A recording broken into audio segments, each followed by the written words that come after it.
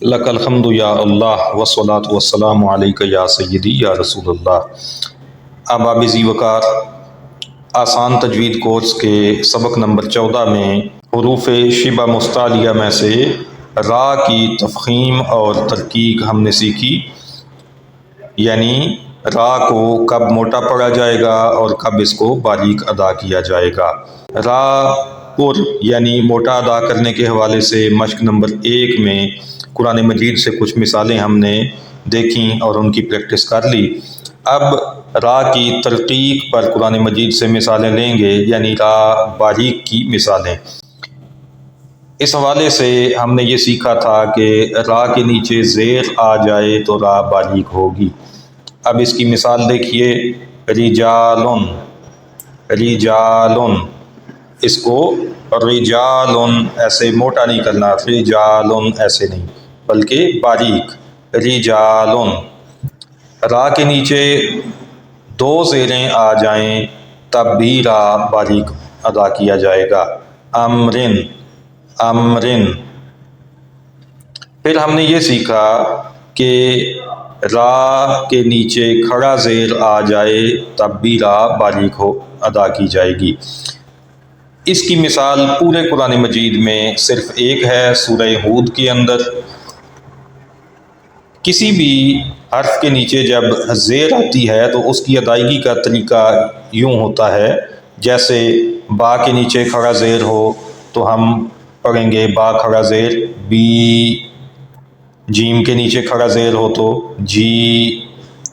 مگر یہ جو قرآن مجید کا خاص مقام ہے جہاں پہ را کے نیچے کھڑا زیر ہے، اس کی ادائیگی مختلف ہے۔ یہاں پہ گرامر کا ایک قانون اپلائی ہوا ہے، امالہ، تو رائے امالہ ذرا مختلف طریقے سے ادا ہوتی ہے۔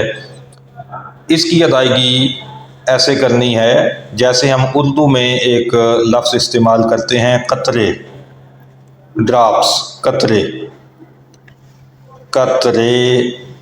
تو اسی طرح سے یہاں پہ را کھڑا زیر ری نہیں ہوگا بلکہ را کھڑا زیر رے، اس کو یوں پڑھا جائے گا۔ تو اب اس لفظ کو ہم پڑھیں گے مجریہا، مجریہا۔ را کو باریک بھی رکھنا ہے اور اس کا انداز بھی مختلف ہے۔ اس کے بعد اگلا اصول ہم نے یہ سیکھا تھا کہ را ساکن سے پہلے زیر آ جائے تو را باریک ہوگا، جیسے فصبر، فصبر۔ اب اس کو فصبر ایسے موٹا کر کے ادا نہیں کرنا، فصبر باریکی سے ادا کرنا ہے۔ پھر ہم نے یہ سیکھا کہ را ساکن سے پہلے یا ساکن آ جائے تب بھی را کو باریک پڑھا جائے گا۔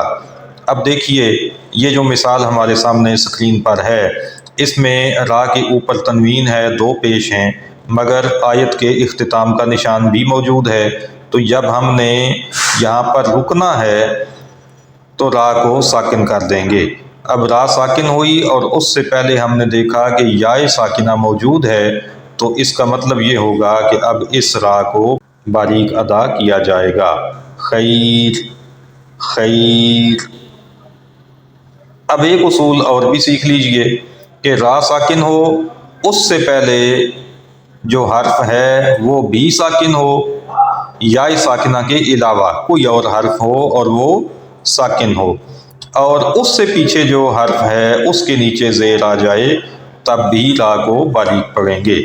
ویسے تو را کے نیچے 2 زیریں ہیں تو را باریک پڑھنا ہوگی، لیکن رکنے کی صورت میں را کو ہم نے ساکن کر دیا۔ اب ساکن ہو گئی تو پھر کیا کرنا ہے؟ ہم دیکھ رہے ہیں کہ را ساکن سے پہلا حرف جیم وہ بھی ساکن ہے اور اس سے پیچھے زیر آ گئی ہے، تو اب اس را کو بھی باریک ہی ادا کیا جائے گا، ہجر، ہجر۔ تو یہ کچھ پریکٹس تھی قرآن مجید کے اندر سے مثالوں کی۔ اللہ پاک سب کو اچھی طرح سے قرآن مجید کی تلاوت کرنے کی توفیق عطا فرمائے، قرآن مجید کے ساتھ سب کو محبت عطا فرمائے، اور قرآن مجید کے ساتھ ہماری اس محبت کو آخرت میں ہمارے لیے ذریعہ نجات بنائے۔